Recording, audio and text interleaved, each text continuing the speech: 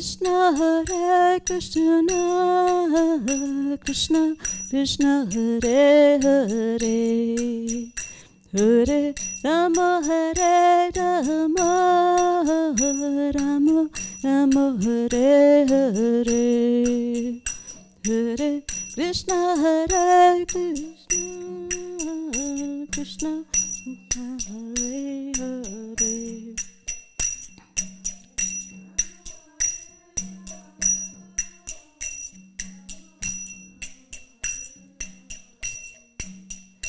Hare Krishna Hare Krishna, Krishna Krishna Hare Hare, Hare Rama Hare Rama, Rama Rama Hare Hare, Hare Krishna Hare Krishna, Krishna Krishna Hare Hare, Hare Rama Hare Rama, Rama Rama Hare Hare.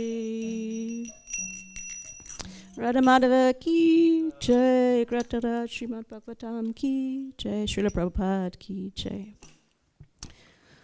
Om Namo Bhagavate Vasudevaya.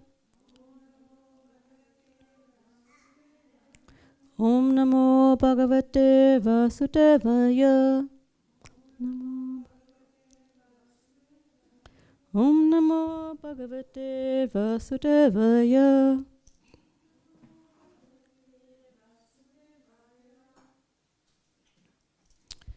Naram Shruta Naram Java Narottamam Devim Sarasvatim Vesham Tatu Jaya Mudirayat Nastapriya Sabhadrashu Nityam Bhagavati Seya Bhagavati Uttamasloke Bhakti Bhakti Stiki. So, Hare Krishna, dear devotees, dear ladies, dear Vaishnavis.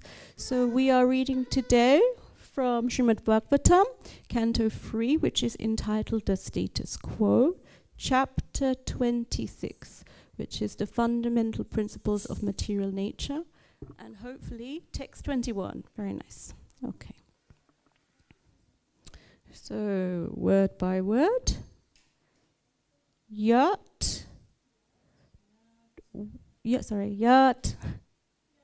which, tat, that, sattva gunam, the mode of goodness, swacham, clear, santam, sober, bhagavata, of the personality of Godhead,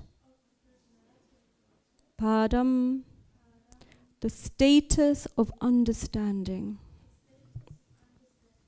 yat, which, ahu, is called Vasudev Akyam, by the name Vasudev. Chittam, consciousness. Tat, that. Mahat Atmakam, manifest in the Mahat Tattva. Manifest in the Mahat Tattva. Okay, line by line. Yatatsava gunam svacham, tatsatvam gunam svacham, yatatsatva gunam svacham, santam bhagavata padam, santam bhagavata padam, yadahu vasudevakyam, yadahu vasudevakyam, chitam tatmahadatmakam, tam tatmahadatmakam, yatat sattva gunam sacham, santam bhagavata padam, yadahu vasudevakyam, chitam tatmahadatmakam. So please repeat. Yatat sarva gunam sacham, sandam bhagavata padam, Yadahu Vasudevakyam Chitatmana Atmakam. You sure?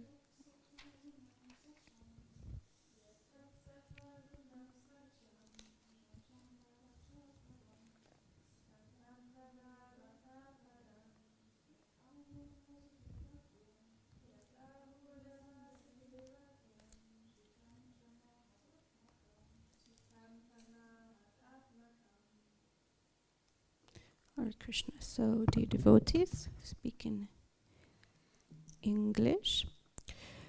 Okay, the translation of this verse.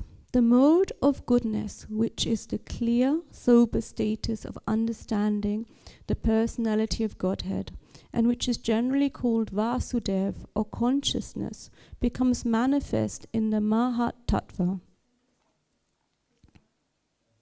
Purport. The Vasudev manifestation, or the status of understanding the Supreme Personality of Godhead, is called pure goodness, or Suddha Sattva. In the Suddha Sattva status, there is no infringement of the other qualities, namely passion and ignorance. In the Vedic literature, there is mention of the Lord's expansion as the four personalities of Godhead: Vasudev, Sankarshan, Pradyumna, and Aniruddha. Here in the reappearance of the Mahat Tattva, the four expansions of Godhead occur. He who is seated within a super soul expands first as Vasudev. The Vasudev stage is free from infringement by material desires, and is the status in which one can understand the Supreme Personality of Godhead, or the objective which is described in the Bhagavad Gita as Adbhuta. This is another feature of the Mahat Tattva. The Vasudev expansion is also called Krishna consciousness, for it is free from all tinges of material passion and ignorance. This clear state of understanding helps one to know the Supreme Personality of Godhead. The Vasudev status is also explained in Bhagavad Gita as Kshetra Gyan, which refers to the knower of the field of activities as well as the superknower. The living being who has occupied a particular type of body knows that body, but the superknower, Vasudev, knows only a particular type of body, but also the field of activities in all the different varieties of body. In order to be situated in clear consciousness or Krishna consciousness, one must worship Vasudev. Vasudev is Krishna alone. When Krishna or Vishnu is alone, without the accompaniment of his eternal energy, he is Vasudev. When he is accompanied by his eternal potency, he is called Dwakadish. To have clear consciousness or Krishna consciousness, one has to worship Vasudev. It is also explained in Bhagavad Gita that after many, many births, one surrenders to Vasudev. Such a great soul is very rare. In order to get released from the false ego, one has to worship Sankarshan. Sankarshan is also worshipped through Lord Shiva. The snakes which cover the body of Lord Shiva are representations of Sankarshan, and Lord Shiva is always absorbed in meditation upon Sankarshan. One who is actually a worship of Lord Shiva as a devotee of Sankarshan can be released from false material ego. If one wants to get free from mental disturbances, one has to worship Aniruddha. For this purpose, worship of the moon planet is also recommended in the Vedic literature. Similarly, to be fixed in one's intelligence, one has to worship Pradyumna, who is reached through the worship of Brahma. These matters are explained in Vedic literature. The translation once more of the verse. The mode of goodness, which is the clear, sober status of understanding the personality of Godhead, and which is generally called Vasudev or consciousness, becomes manifest in the Mahat Tattva.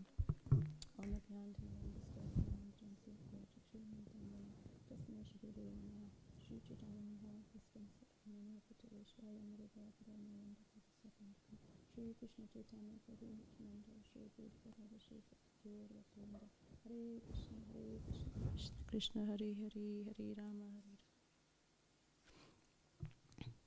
So Oh, Hare Krishna. Last week we had, oh, thank you, Gambira, you also joined from your Pujari helper today. Oh, thank you that you came. We had quite a lot of Matajis last week in the class. And actually, I think we have, apart from Kishorikund, I think we have nobody from, were you here last week? Oh, I think you were sick. Yes, so yes, very sick. So we have nobody from the last week. However, a few people told me that they were not able to stay until this week and they will be listening online. Last week we spoke about sadhana in and out of temple life.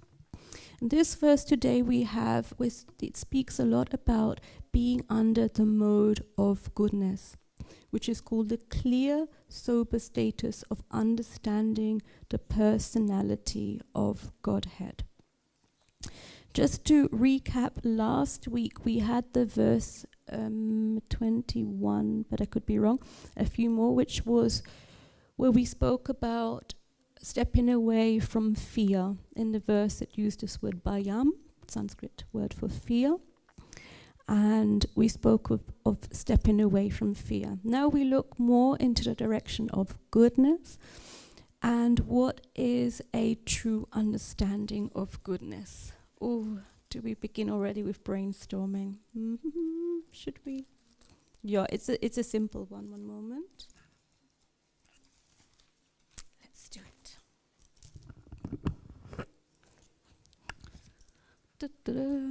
Okay, so this is a little bit to just get into. I don't think this is the mode of goodness. So maybe this might be better.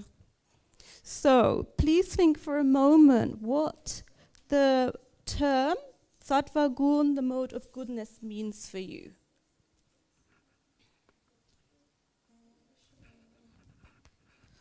Okay. Any volunteers? What can one be? Kishori-kun, bitte.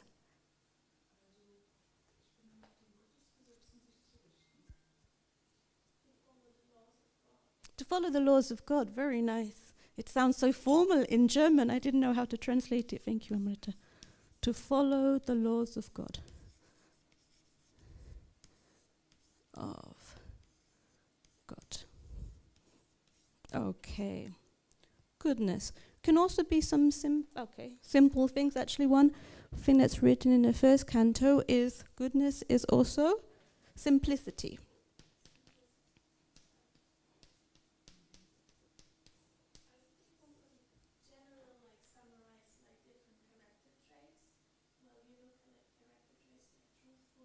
Yes, truthfulness.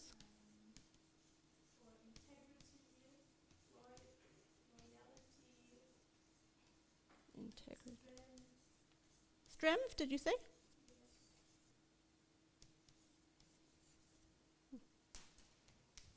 This tiny job. Strength. Damayanti, what is goodness for you?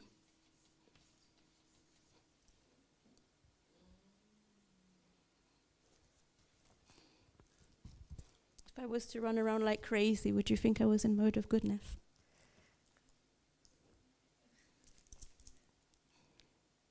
Sense control. Oh, Gambira, you put your hand up? No. Yes. To rise early, rise early. Sense control.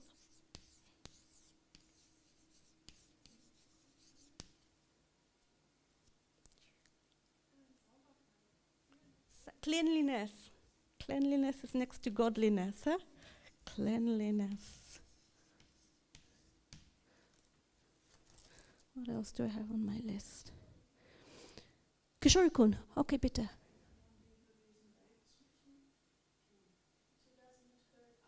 Oh, not to hurt others.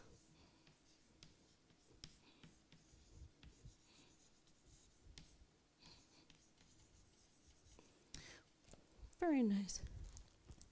So that was just a simple one today. It's a little bit of a sleepy morning. We don't go too much into it. Let me see if I can see it. Will that? Hopefully the board will not attack me. Okay, so that was just a little warm up into this vision of goodness. And sometimes we have these ladies' class which are a little bit less formal and a little bit more interactive, so that we can practically apply what we have in daily life.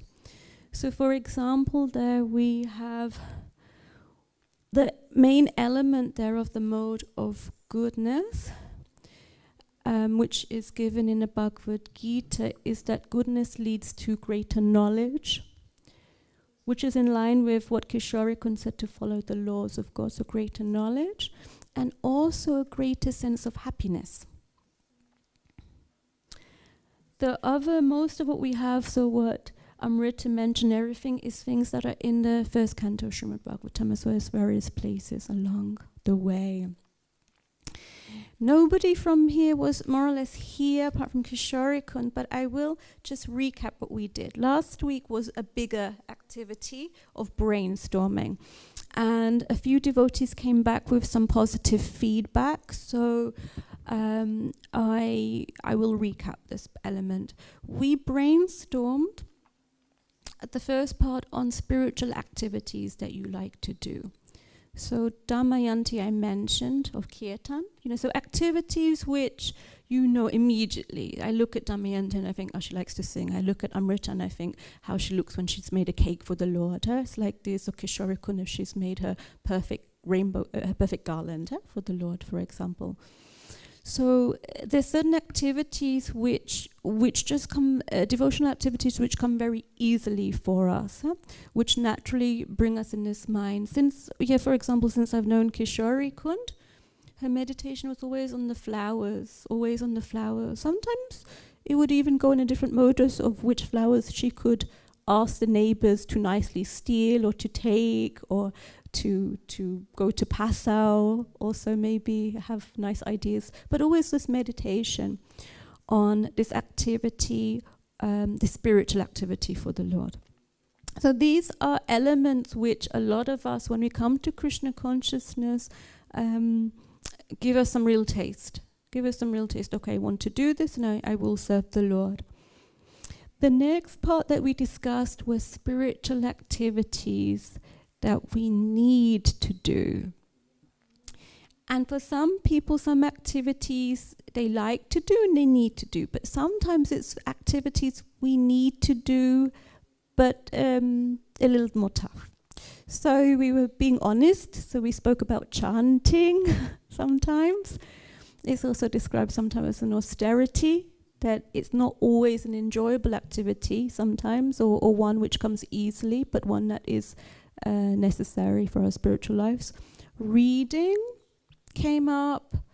Things like going to class. It's always been a thing in the history of Simhachalam. Ladies attending Srimad Bhagavatam class is not high on the agenda. So these were parts which are that we need to go, and it's part of actually some requirements of being here, but it's not so easy for us. We then also spoke about the things in relation to our lives within the temple or outside that keep us feeling fresh, but that one cannot say are direct spiritual activities, but which relate to what is needed. So an example was sleeping early. If you aim to go for morning program, but you haven't made the plan to sleep early, it leads to difficulties. If you have some health problems or other things, but you don't eat according to your constitution or what is necessary, then it's also difficult. Sometimes one has to take care of such things. One cannot neglect them in the name of spiritual life. We mentioned just briefly, and this was more with the experience of my years taking some care of the Mataji ashram, some bad habits which pop up, which basically make spiritual life extremely difficult. So, small things which creep in or have been there from, our previous life, before spiritual life, things like drinking, alcohol or smoking, or sometimes the drugs or other things that pop in which still are not one has not fully realized why one should not do it. So these are habits which come in. So where it's not taken care of. This is a smaller element, but obviously if one's focus is trying to avoid an intoxication, spiritual life becomes very difficult. The last aspect we spoke about was the deeper aspects of sadhana. What is the point of our sadhana? And we spoke about these quotes where sadhana is actually the means where we can achieve the goal of life. This quote, maybe Amrita, you will appreciate this. It's also quoted, sadhana means cultivating something with an aim of objective. So, we are doing some activity that our objective there is Krishna. How do we get there, and in which way will we achieve that? And deeper aspects we looked about was just going into one's spiritual life and coming to this point of seeing things which personally one needs to keep one afloat. So I think there was Toshni who has some favorite lectures she spoke about, which she always listens to. Our Yulia spoke about that she likes to listen daily to Srimad Bhagavatam audio recordings. Like this, others spoke about daily they have to listen to a kirtan which makes them feel alive in Krishna consciousness. People mention it to Gopi, for example, like this. Other deeper aspects were praying and reflections on realizations. And for those sometimes later on in Krishna consciousness who have their deities, that personal relationship of worshipping the deities. So this was an aspect that we spoke about there. And the idea behind the element was that sometimes, and some people admitted it last week, was that some get a little bit afraid of sadhana chart. One of the most advanced sadhana charts I ever saw was through Kadamba Kanana Maharaj. And I don't know if he uses this one, but basically every time you do a spiritual activity, you tick it and it gives you a point. So at the end, you have a point of what you achieved in the day, be it rising early, attending a program, or like this. And that is an alternative version. So we were looking for another alternative version of our sadhana chart. An experiment was over the week when devotees had brainstormed over what the different aspects of spiritual life was, to see and to remind one how it went on the week. I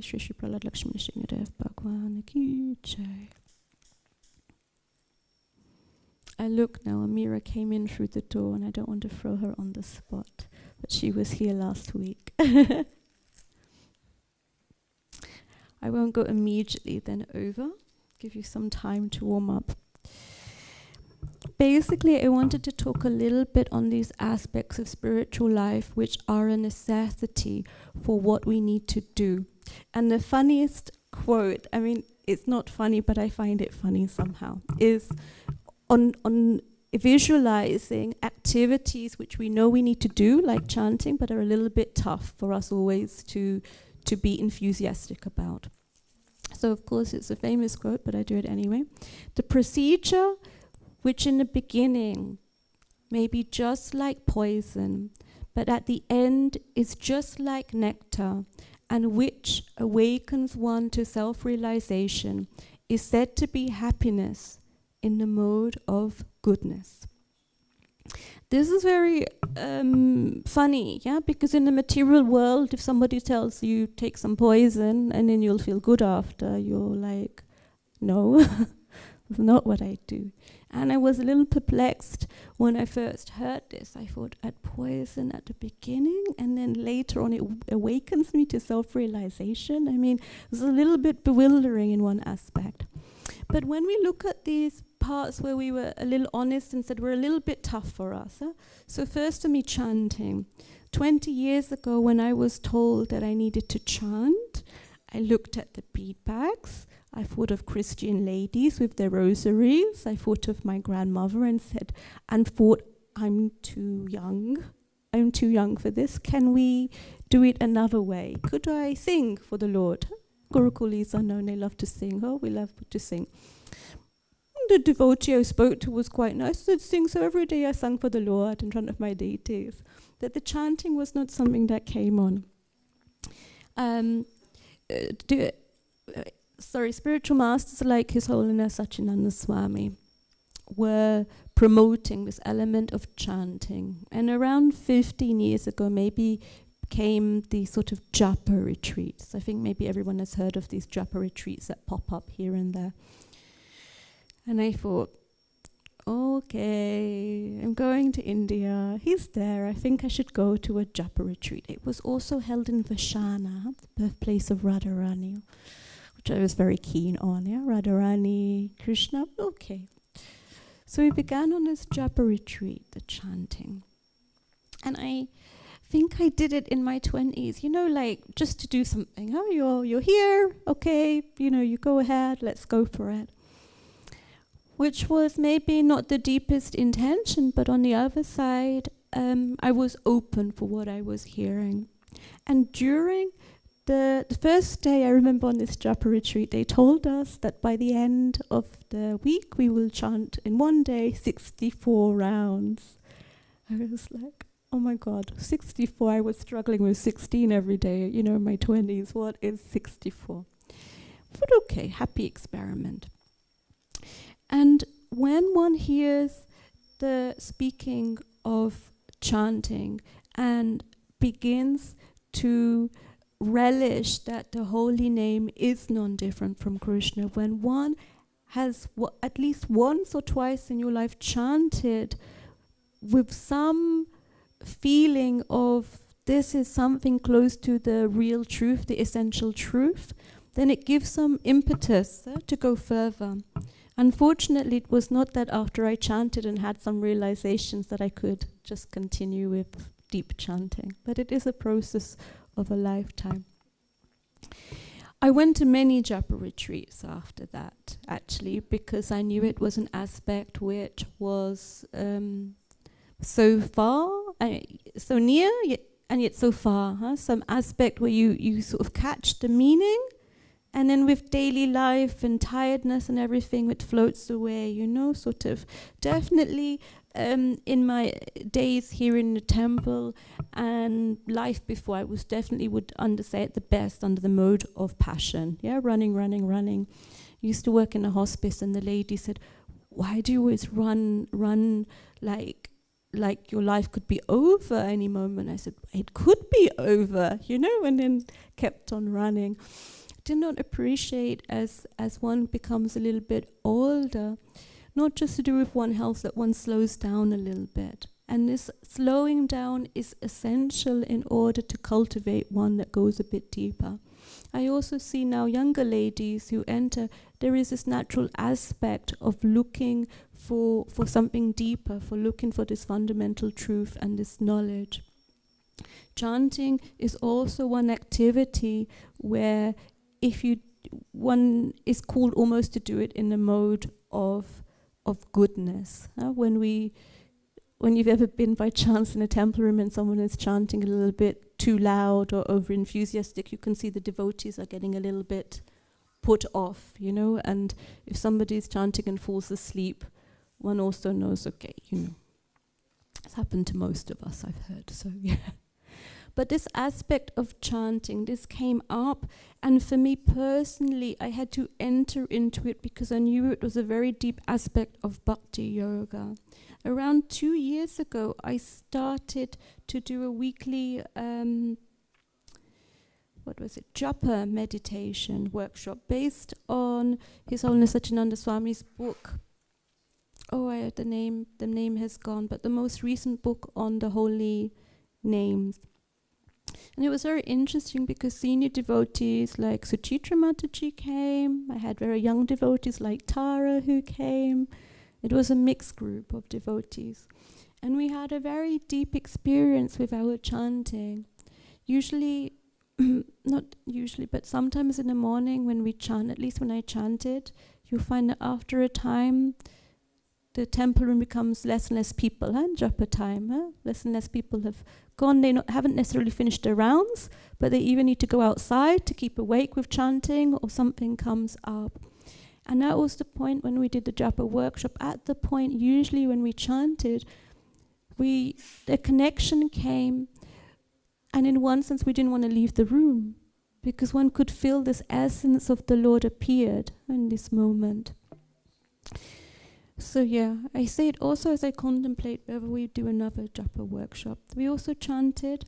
There was one japa retreat I did in Radhadesh with His Holiness Sachinanda Swami, where we chanted by Tulsi Devi.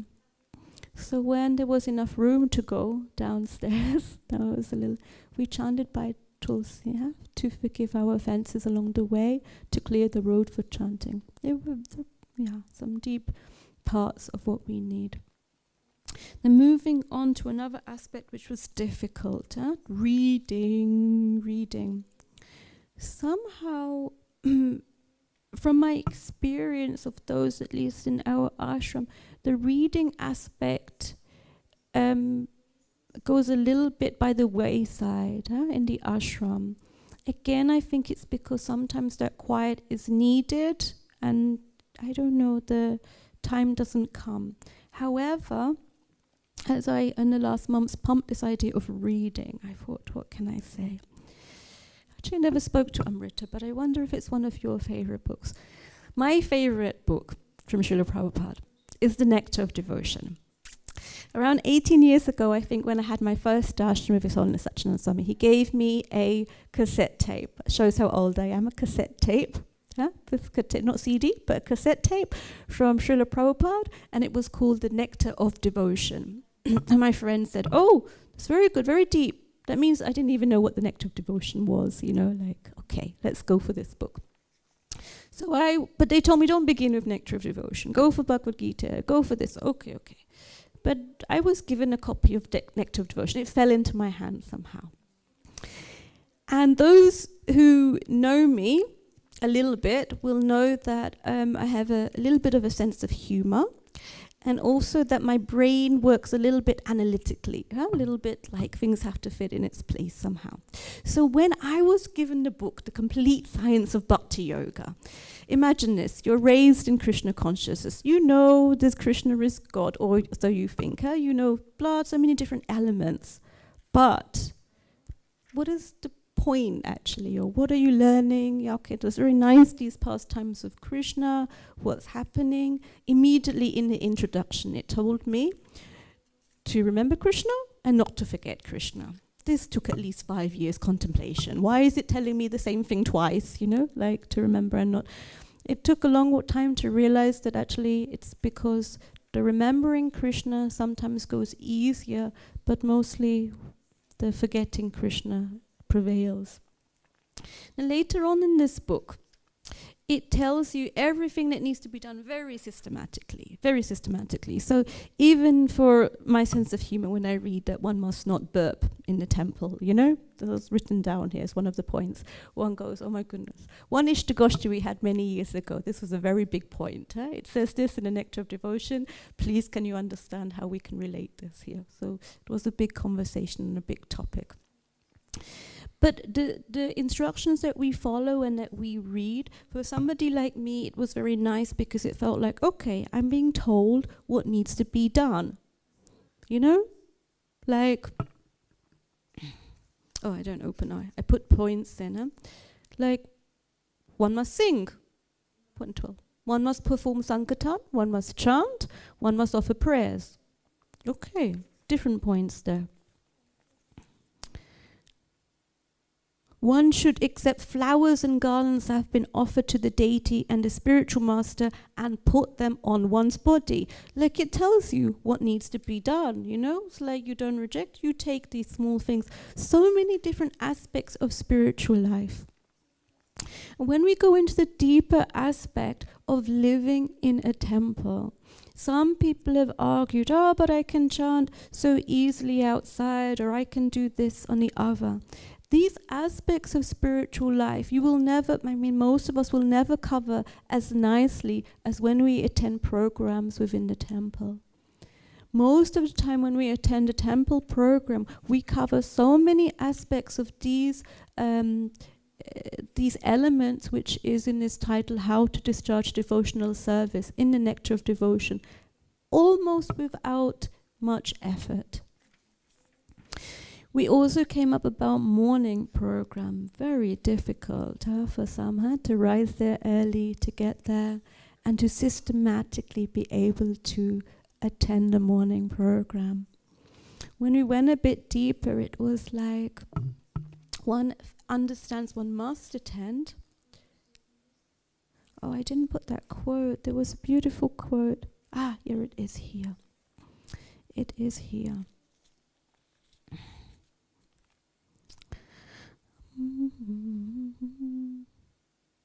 So at the beginning, it may be that one is told, they wrote spiritual master, but it could also be temple president, or someone might say, you must go to morning program. And we followed this under this vision of, I think it's called Vaidhi Bhakti, this element of, okay, I'm told I should follow, I'm not completely get how I should, okay, but not how I should, one should get why I should do it, but okay. So, in the beginning, by the order of his spiritual master, one rises early in the morning, it's there in our list, and offers arti. But afterwards, he develops real attachment. When he gets his attachment, he automatically tries to, say, decorate the devotee, prepare different dresses, and so on. It's a small example of how we move from one element of sort of systematic or systematic way of being into a more deeper realized state. Often we go from systematic to mechanical. Mechanical is an element which we want to avoid, which often we do in these parts which we need. So to do this, I go back, to the Nectar of Devotion. When we enter into the temple, it says, we must see the Lord. One should remember the deity. Point 24 is, one must pray to the deity for his mercy. 26, one should meditate upon the deity. 28, one should think of the Lord as one's friend. These aspects can be used when we enter, for example, when we go from Mangalati to another program. What am I here for? Okay, I'm here to see the Lord. I'm here to see. Please accept my presence before you, my Lord.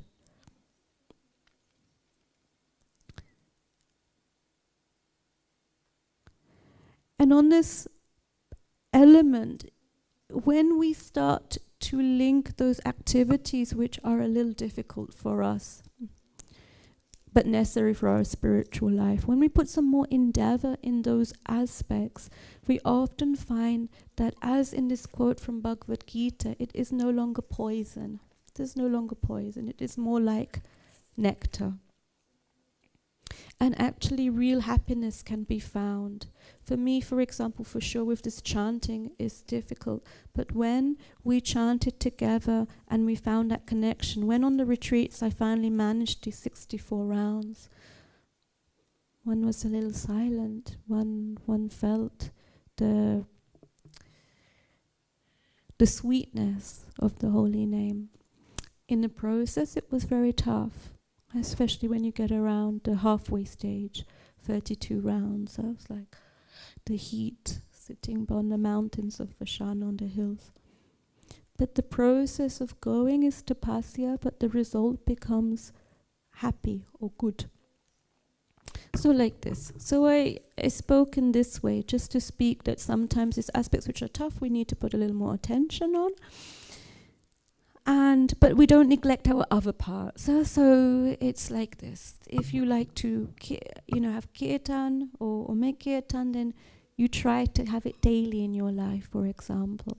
If you like to cook for the Lord, or you like to have other activities, it should not be neglected. When you have other responsibilities, for example, myself as a mother, like our Amrita, who does a lot of administration here, there are some times where you cannot perform all the things that you want to perform, or you can. However, if we neglect them completely and we start just going through the processes, tumbling out of bed, coming here, okay, clean the toilets, do this, da-da-da. After some time, things start to shut off. I would say the consciousness shuts down a little bit. It just goes a little bit into some other modus. For those that wake up, then sometimes other things creep in, be it emotional aspects, other things, or we lose the taste. It doesn't happen normally overnight. The taste, it takes a little while. But after that, we lose it when our consciousness somehow goes away completely from an activity. And that's why to get it back in place, we just have to often remind ourselves to do the activities which nourish our spiritual life. Or for example, that we do, but afterwards we feel like fine. Like for me, sometimes it is an aspect of, 16 rounds, okay. You know, when you fall into the trap, 5 rounds chanted, okay, 11 to go, right, okay, like this. But to put that away and to think, okay, these are my rounds for the Lord, and let's see where I go with this. We have a small activity, and I didn't even ask for any pens. Did you want to say anything about how it went over the week, or are you too shy? Okay. That's why I said it off the microphone. Yeah, hang on 1 minute. Let me give you over. Can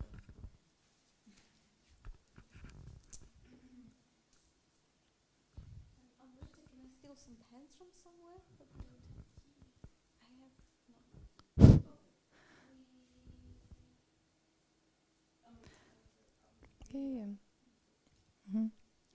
Okay, the thing that I noticed that when we were writing what nourishes us, then I really realized that when it's too much of this, that too much of the thing that before you really like it, but if you do it too much, then it becomes really poison. Because during the week I realized that, all my life I really like it to listen to lectures, but because now it's like a lot, I don't know, every day, more than 2 hours, and here in the temple also, like at some point I just don't want to listen to it like at all. So I had one day when I just said, okay, no more Srimad Bhagavatam, no Bhagavad Gita, nothing. You just walk, nature, birds, hearing them, and that's it.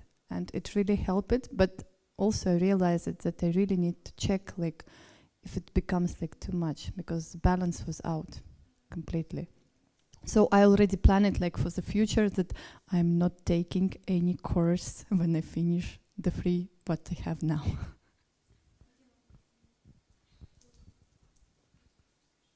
I think that can be an aspect of life. Thank you for that example and being honest on that.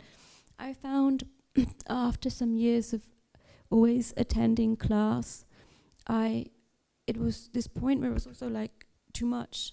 I cannot hear. I'm not sure if it was the same for you, but for me, it was some aspect of tiredness and listening, but I was not really realizing anything at some point. I couldn't see when I speak to you. After we spoke, hopefully you think, okay, these were the points that we spoke about. But if after we spoke, you just think, that was sort of nice, something she said, it becomes just like a blur of information inside. And I tested myself, it was a nice lecture. And someone says, okay, tell me 2 points that you got from the lecture. And you're like, it was about Krishna. It was, just on a test. And I found this blurring of information. I'm not saying it's the same for you, Mira, but it was just then like what we call, what's the word? I haven't got the word. The sort of wallpaper. The lectures or whatever became like wallpaper or background information that was buzzing around within me without having realized anything, and then just stopping there. It was just like, again, somebody said to me, again, will you talk about Krishna? Again? This Krishna? You talk about Krishna the whole day, and you listen to music about Krishna. You know, what is this Krishna? You know, it was this point where this element where we have to see what is this that we were hearing and what parts make sense. So for me now personally, it could be an hour-long lecture, but I just try to take 1 or 2 points that can register on the day ahead. For me, for example, from what you said, I take this element of balance. So that it's good to listen to lecture, but you have to balance it with also being able to go for a walk in nature, to look after your health, and to take care of other parts as well. Because otherwise, if we are too rounded off, I also gave this example of one lady in the ashram who just wanted to read, and she argued me on the point, well, reading is a devotional service, so why must I make other temple service? You know, so it was a little like, okay, for me, as I'm a practical person, well, you know, a temple can't run, and la la la la. But the other part of me was, okay, well, reading is a devotional service. But if one locks oneself up and away from the world without association of devotees, without being able to offer something also to the Lord, then one has a very unrounded side of spiritual life. It's somehow unbalanced in what one is doing. And that, I think, is generally a point of a sadhana plan, so that you have a balance of what you are doing in your lives. So as I said, mine was quite small. I give you have a choice of a blue or a green. You're very lucky that I stayed away from pink. What would you like? That was a favor. Oder? This. Which one? Yeah. Gambira, you get one later. Okay.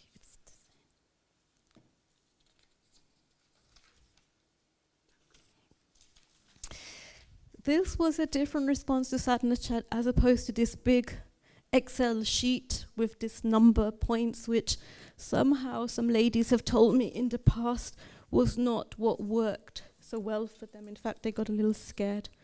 I had one lady I was mentoring in the ashram who a little fanatically put so much on her sheet that she couldn't achieve most of it, and then, you know, one feels a bit defeated in what one is doing. I made my own sadhana, so any exercise I give, I like to try it myself. Here's mine. From reflecting what one does on a daily basis, it sometimes is a gentle reminder of how we are essentially finding our way back to Krishna. It's mentioned that sadhana bhakti in the Srimad Bhagavatam 7th canto, Narada Muni says to King Yudhishthira, "My dear king, one has to fix his mind on Krishna by any means." So that is called Krishna consciousness. It is the duty of Acharya, the spiritual master, to find the means and ways and means for his disciple to fix his mind on Krishna. That is the beginning of sadhana bhakti. So everything that we are aiming on our sadhana plan are those aspects which make us feel a little bit more closer to Krishna. And on a daily basis, of course, if we live in a temple, we have morning program, lectures, chanting like this. But I would also encourage that you write things which are also maybe at least one point on a daily part, which are personal to you, and other aspects now you have to see the last box is a smiley face, smiley face. So these things that we do that make us, it's like a slightly wonky smiley face, but I was a little in a hurry, so like this. What do we do? So for example, on mine, I put dance, and dressing my deity at home. Weekly, I wrote kirtan. I am not able to do daily, so much kirtan, but weekly as a group, we come together for kirtan. Outside of my box, because I didn't know where I should put it, I also wrote something which I find is essential for me right now, which is this at least 15 minutes of fresh air or walking or some pranayama. I cannot say if it's essential for everyone, but I found those who, by means we ended up in Simhachalam, we have the great fortune to be in the middle of the Bavarian forest. The first year that I was in the ashram here, I didn't really go outside so much. I was like completely, I don't know if I was fanatic, but I was just engrossed so much in the temple that I didn't venture so much out. And it was okay, it was fine, but one felt that the health over the years sort of takes a little bit of a turn when one doesn't look in every aspect of what we do. So to go out is also very clearing of the mode. I find that it's easier to get back in a mode of goodness when I take that walk in nature, to be there and to be present. Often if we talk about the mode of passion, being always in the future, what's coming, what are we doing later, and the mode of ignorance being all in the past, this happened to me, I'm there. The mode of goodness is finding our way in the present moment. In the present moment, when we are here and now, then it is easier to realize that Krishna is with us as opposed to what comes later. And that is, personally, I find it very, very tough in one sense. I mean, I have a lot of fire, so passion is, but to come back to this present moment, to be in a mode of goodness, gives us some sense of a journey back to Krishna, of an aspect of what in our lives brings us to the Lord. When we are, for example, small activities, we're eating prasadam. This is one of the first ones of what we like to do, eat prasadam. When you take your prasadam, not as this is unhealthy, this is what dessert, the prasadam is on your plate, this is what you will eat today, and you can choose beforehand. But what you have is, I'm honoring prasadam of the Lord. It's also there in active devotion, by the way, but just to honor that this is prasadam, this is foodstuff blessed by the Lord. Here on the altar, it is offered and eaten before us by Brother Lakshmi Nrsingadev. This is the remnants, actually, of what they already take. Later on for me, some years ago when I got second initiation, and I'm not really an element of Pujari, but I, like most of us, like to be near Lord Nrsingadev. Like to be. And then I was instructed by my very strict Pujari husband on the worship. And I was quite surprised that the Lord had his own table for eating. The plates I somehow knew, but the spoons and the cups and then actually the process of offering to the Lord is that you invite them to come and sit, to bathe their feet, to offer them achman. It's all done, your guru also. And then you're offering them the prasadam, which is cooked with love in the kitchen and maybe made in such a way, a processor. So as the pujari, you're the end of the line, so to say. But it's an important role in this part where you offer, and as the Lord, and as you chant also your Gayatri mantra, it's said you should meditate on the Lord eating. You meditate on the Lord eating. And then after this, the devotees get what is gone. So on this, the meditation comes in a very different aspect than our sometimes are. Is it according to my you know what I mean? Do that beforehand. But when you are taking the prasadam, remember these are the remnants of the Lord. When we see the deity, then look on him. It said even in the process of looking, we begin from his feet and work ourselves slowly upwards. Sometimes we come to the Lord, we have some troubles in that day, so pray and try to mix the prayers of difficulty into surrender to the Lord. Please, Lord, I don't know how to deal with this. Please help me. These different aspects bring us and connect our consciousness to the Lord and what we have. And this is why I would encourage you. I hope they don't all stay a blank piece of paper, but those aspects on my sadhana you write just to remind yourself. When I have it, and to me it's not so scary when it's just a little piece of paper, I look and I think, I'm feeling a little dull today. What should I do? And then I look at some of those aspects. Okay, maybe I try one of those. Because when we have a dull moment, sometimes we go to the wrong thing. I tell one of the ladies, and Prabhus, go to the phone, huh? Okay, just check. It's just natural. I heard it just goes like this. It's not even totally conscious, but you're already on your phone before you know it. And you actually went to message someone, but something popped up. Then you're on Facebook and this, and 20 minutes went. Sometimes it's not bad. It might be something connected, but often it's taken the brain away to another place and time. So like this, different parts all together. And slowly we work towards the mode of goodness and achieve happiness. I also like this. Someone some time ago, isn't the mode of goodness like, isn't it boring? Not at all. If we are happy, then we are happy. Huh? A greater sense of happiness and greater knowledge. So that are the points today. I think I went slightly over time.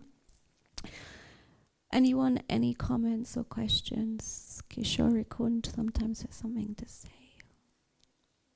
Thank you for attending. Was it okay? Okay.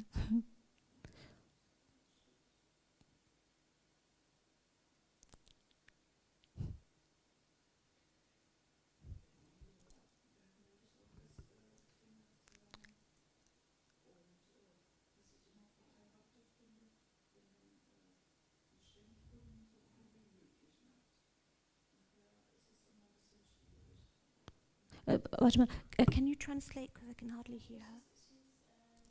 Talking about sadhana, what she has realized is that when the rounds of chanting are chanted as early as possible, because the later it gets, the more effort it also takes to chant. Ansonsten sind wir hier im Tempel von vielen Dingen sehr begünstigt. Otherwise, we have many advantages here in temple life. Eine Gemeinschaft und es ist immer leichter hier in Gemeinschaft verschiedene Dinge zu machen, als für sich allein zu Hause. Zu Hause habe ich fast nur gelesen, jeden Tag Bhagavad habe ich gelesen. Like here in temple we have this association, many things are getting easier when we have like devotees around us. Like when I stayed at home, I was basically reading all day and night long. And had no association. Yeah. Very nice.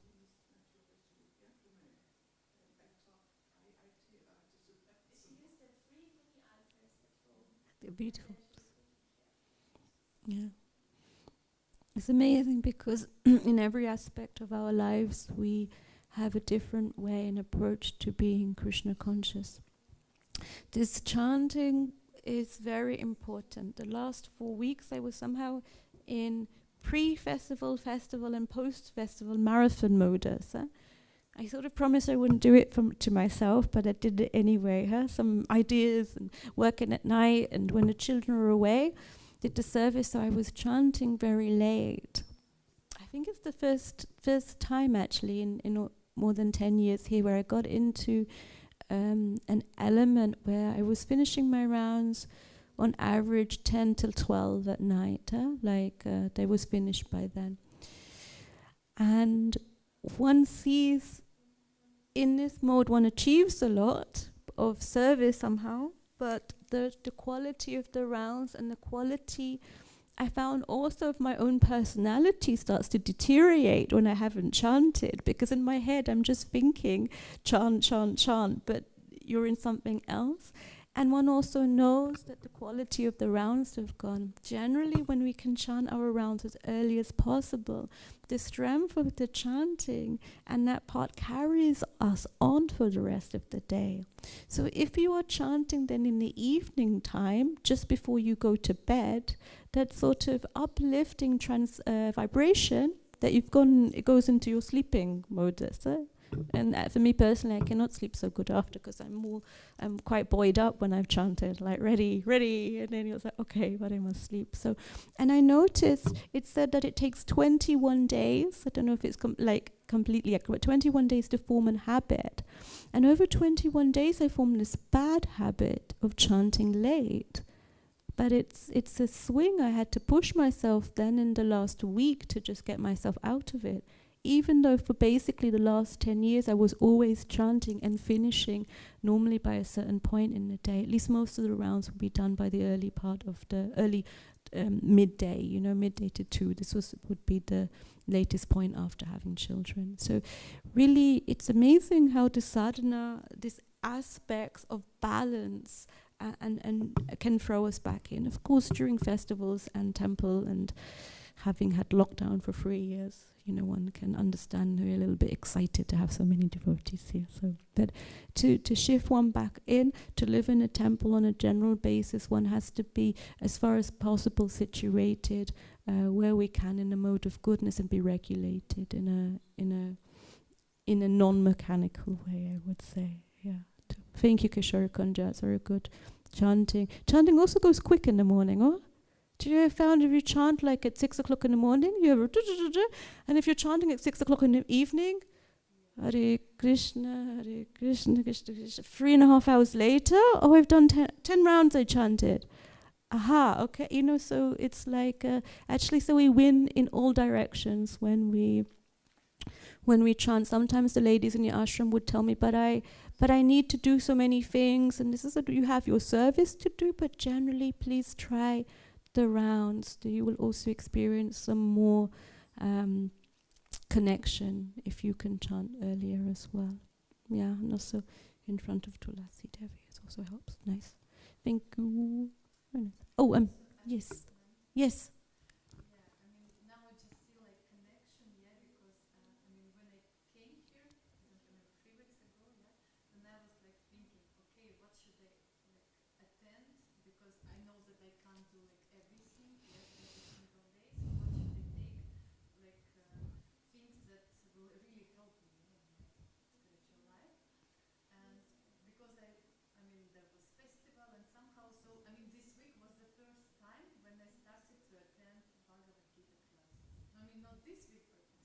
Mm-hmm.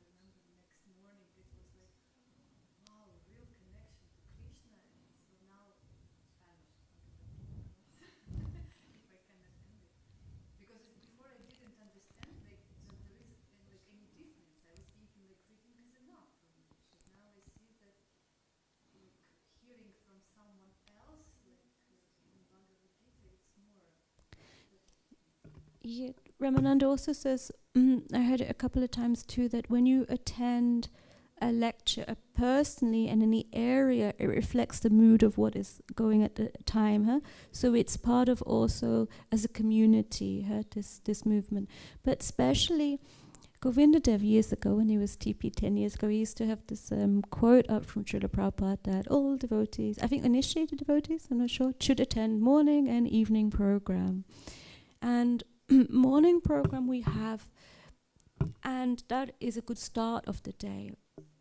But actually for most of us then we have the whole day, and what is going on in our consciousness, many different things.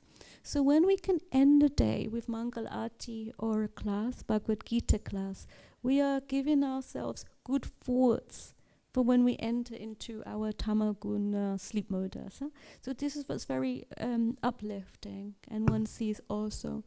We also noticed, Ramananda, we also got out of the habit of going for Gora Aarti as well. But in the last days, we also managed to come a little bit. I'm a little running after the children, but still, to enter where you try things that don't work, but you go back in. Like Charu's now at the moment, my older son, where he's able to dance a little bit with it, more, and so he's able to engage also in the arti. And it is that part where you are beginning and ending the day with some spiritual charge, which is also the joy of being with other devotees.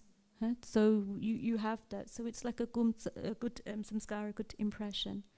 So one can also really see it on this modus there. Otherwise, the thoughts are churning in all sorts of different directions. If one can imagine, it's really true. We have 50,000 thoughts in a day. 10,000 are positive. Yeah, what's going on, So it's like this, the Bhagavad Gita class and this aspect where in the evening we have a little bit of light association with others can really help for the days ahead. Very nice, thank you for that point. It's very nice to put things into consciousness, or to go back. When it slips out, one goes to and think, aha, this is working for me. This is not working for me. What do I need to do? Do I need to improve the activity I'm doing? Do I need to change it, or what is it, or put it on hold? It's very nice, Amira, that you go through this process.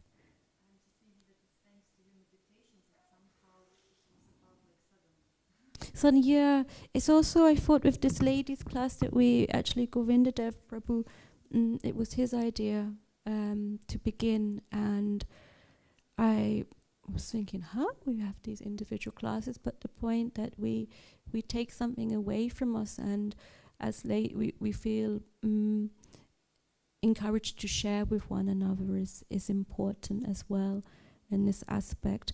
And for myself personally, because I have not so much realization, but many years experience of ladies talking to me about what's going on, and coming from a slightly fanatic direction and reforming my fanatic ways, one realizes that sometimes we just need to tackle head on what may be a difficulty in that time.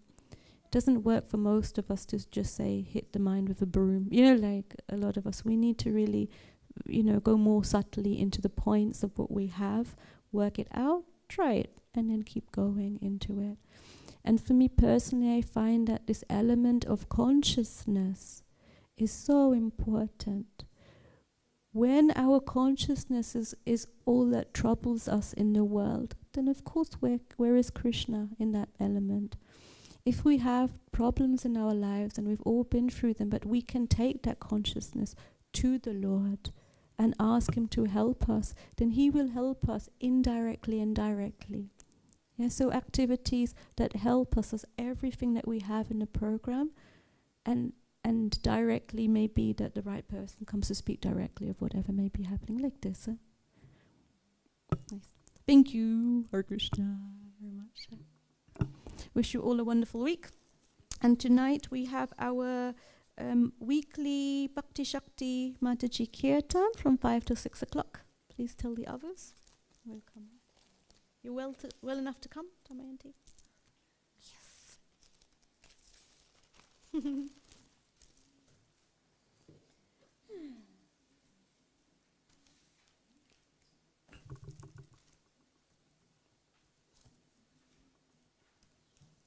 Srimad Bhagavatam ki jai.